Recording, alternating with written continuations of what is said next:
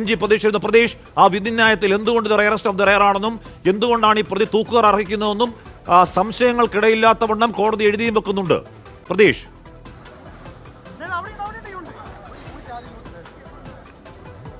ഹാഷ്മി, ഒരു തരത്തിലും നീതീകരിക്കാൻ കഴിയാത്ത കേസാണെന്ന് ചൂണ്ടിക്കാണിച്ചുകൊണ്ട് തന്നെയാണ് അപൂർവങ്ങളിൽ അപൂർവമായ കേസാണെന്ന് കോടതി പറയുകയും ഗ്രീഷ്മയ്ക്ക് വധശിക്ഷ വിധിക്കുകയും ചെയ്തിരിക്കുന്നത്. ഇപ്പോൾ കോടതി മുറിക്കുള്ളിൽ ഉണ്ടായിരുന്ന ഷഫീദ് റാവുത്തർ കൂടി ചേരുകയാണ്.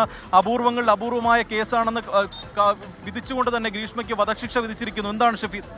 പ്രതീക്ഷ, അത്യസാധാരണമായ വിധി മാത്രമല്ല, ഇക്കാര്യത്തിൽ കോടതി ഈ വിധിന്യായം വാദിച്ച് തുടങ്ങിയ ഘട്ടത്തിൽ മുതൽ പ്രോസിക്യൂഷൻ ഉയർത്തിയ ഓരോ കാര്യങ്ങളും കൃത്യമായി മെൻഷൻ ചെയ്തിട്ടായിരുന്നു കോടതി ഇക്കാര്യങ്ങൾ പറഞ്ഞത്. അതിനൊടുവിലാണ് ഇക്കാര്യത്തിൽ ഓരോ കുറ്റകൃത്യങ്ങളും എണ്ണി പറഞ്ഞുകൊണ്ട് ഗ്രീഷ്മയ്ക്ക് ഇപ്പോൾ വിധി പ്രസ്താവിച്ചിട്ടുള്ളത്. അതിൽ കോടതി എടുത്തു പറഞ്ഞൊരു കാര്യം, ബ്രൂച്വൽ ക്രൈം, അതായത് സമർത്ഥമായ കുറ്റകൃത്യം അത് ഗ്രീഷ്മ നടത്തി. അക്കാര്യത്തിൽ പ്രായത്തിൻ്റെ പരിഗണന നൽകാൻ കഴിയില്ല എന്നുള്ള കാര്യം അത് നെയ്യാറ്റിൻകര അഡീഷണൽ സെഷൻസ് കോടതി പറഞ്ഞിട്ടുണ്ട്.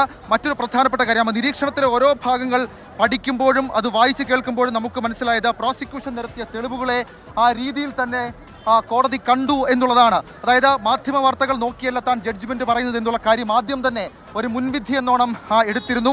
അതിനുശേഷം ശാസ്ത്രീയ തെളിവുകൾ നല്ല രീതിയിൽ ഉപയോഗിച്ച പോലീസിനെ കോടതി പുകഴ്ത്തി. അതിനുശേഷമാണ് കോടതി ജ്യൂസ് ചലഞ്ച്, അതായത് ഗ്രീഷ്മയ്ക്ക് ഏറ്റവും കൂടുതൽ തിരിച്ചടിയായത് ജ്യൂസ് ചലഞ്ച് നടത്തിയ വീഡിയോ അത് ഷാരോൺ റെക്കോർഡ് ചെയ്തതാണ് എന്നുള്ളതാണ്. പോലീസ് ഇട്ടില്ലെങ്കിലും ഈ കൊലപാതകത്തിന് മുൻപ് ഷാരോണിനെ കൊലപ്പെടുത്താൻ ഗ്രീഷ്മ ശ്രമിച്ചു, അതിൻ്റെ വീഡിയോ റെക്കോർഡുണ്ട്. അങ്ങനെ 307 വധശ്രമം തെളിഞ്ഞു. ഗ്രീഷ്മയ്ക്ക് അതുകൊണ്ട് മുൻകാല ക്രിമിനൽ പശ്ചാത്തലമില്ല എന്ന് പറയാൻ കഴിയില്ല എന്നടക്കമുള്ള കാര്യങ്ങൾ അത് കോടതിയുടെ ഭാഗത്ത് നിന്നുണ്ടായി. മാത്രമല്ല, വിവാഹം ഉറപ്പിച്ച ശേഷവും ഗ്രീഷ്മ ഷാരോണുമായി ലൈംഗിക ബന്ധത്തിൽ ഏർപ്പെട്ടു. ബന്ധം അവസാനിപ്പിക്കാൻ തീരുമാനിച്ചാൽ വിഷം നൽകി കൊലപ്പെടുത്തുന്ന സമൂഹത്തിന് തെറ്റായ സന്ദേശം നൽകും.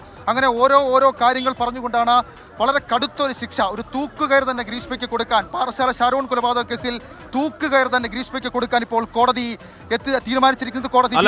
ഈ പ്രോസിക്യൂഷന്റെയും പ്രതിഭാഗത്തിന്റെയും അല്ലെങ്കിൽ പ്രതിയുടെയും കോൺഫറൻസ് പ്രായത്തിലായിരുന്നു, ശിക്ഷയുടെ പ്രായത്തിലായിരുന്നു. മാത്രമല്ല, ഒരു പോലീസുകാരനോട് ഈ ഗ്രീഷ്മ എനിക്ക് കിട്ടിയാൽ പരമാവധി ജീവപര്യന്തം, അത് 14 വർഷം, അത് കഴിഞ്ഞ് ഇറങ്ങിയില്ലെങ്കിൽ 38 വയസ്സ്, അത് കഴിഞ്ഞ് ഞാൻ ജീവിച്ചോളാം എന്ന രീതിയിൽ പറഞ്ഞു എന്ന തരത്തിലുള്ള റിപ്പോർട്ടുകളൊക്കെ ഉണ്ടായിരുന്നല്ലോ. അപ്പോൾ ഈ പ്രായത്തിലായിരുന്നു കോൺഫറൻസ്.